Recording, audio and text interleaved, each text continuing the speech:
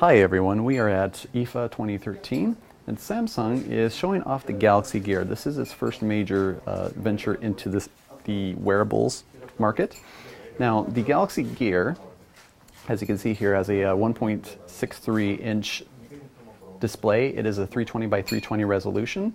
Let me just give you a really quick hardware tour. Of course you have the face here. On the back you have a nice little metal clasp. Make sure we click it in. On this side we have the 1.9 megapixel camera with 720p video capture capability. Now this is the one thing that really caught us by surprise when the Galaxy Gear was announced. So essentially what you'll be able to do is you'll be able to take pictures from here and have it beamed to your phone. Let's take a look at the software here. Now, of course, there are a lot of gestures involved. So, for example, you're here in the home screen with the clock widget. There is a manager, by the way, in the app on your phone where you can actually go in and change the clock. You can change applications and all that. But here's the clock that we have just by default. If you move up, then, as you can see, we've got the camera. And you can take pictures or videos. Let's go into the menu. All right, so we have the option for video size. Okay. Now, to get out, what you can do is just swipe down from the top. And if you keep going, then you go back to the home screen. Now, on the side here, I forgot one little aspect of the hardware, and that is the single physical button. Now this is equivalent to your home button. You press it once, it takes you home. If you press it twice, then it activates S-Voice. Now S-Voice certainly is going to be handy in the wearables market because this gives you the option to say that you want to make a phone call, you want to do text messages, whatever, so that way you can be totally hands-free. Our only gripe about it is we would love to see an option where you don't have to press this button with another hand, where you can just have something like OK Google Now and have it automatically listen for your voice and hear it and activate it that way. So that way if you're on a bike, for example, you're not trying to have to mess around with all this at the same time. You know, you gotta practice bike safety and driving safety if you're into that sort of thing. Okay, so from the home screen you can just swipe right and you got notifications right here. You just press it and it takes you straight in.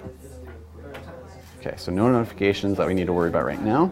So let's move on. Voice memo, S-Voice, like all these are certainly what you would expect. Now music here, this, whenever you go in and you set something up with your music player, you press play, what happens is it will start playing on your phone.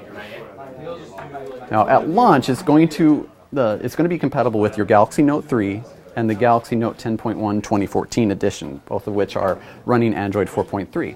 At some point down the road, there are going to be plenty of other Galaxy devices that have this capability that will be compatible. The thing is, you'll need to have a software update that gets it up to Android 4.3 TouchWiz as well.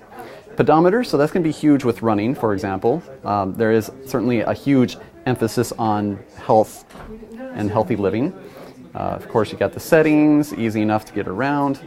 Now, it's not going to be like as responsive as you would expect on a phone, but of course this is an earlier model. It's also the very first Galaxy Gear, so you know there may be a few little things that need some ironing out. One other huge aspect of the Galaxy Gear is the apps. At launch, it's going to start with 70 different apps.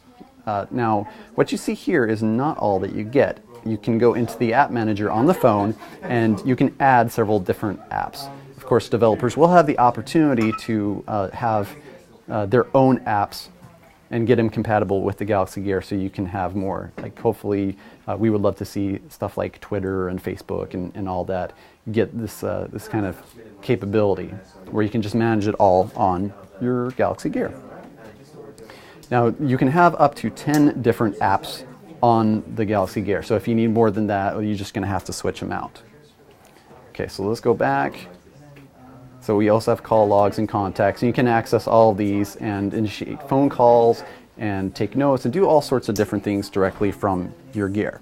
Galaxy Gear is going to be available sometime later this year. This is the same thing with the Note 3, so we have a high suspicion that the two devices will likely become available right around the same time. We also don't know what the pricing is going to be, so we're going to keep an eye out for that. And also be sure to check out our hands-on at Engadget.com, where we go into more detail about all the different specs and our first impressions of the Galaxy Gear. Thanks again for watching. This is Brad with Engadget.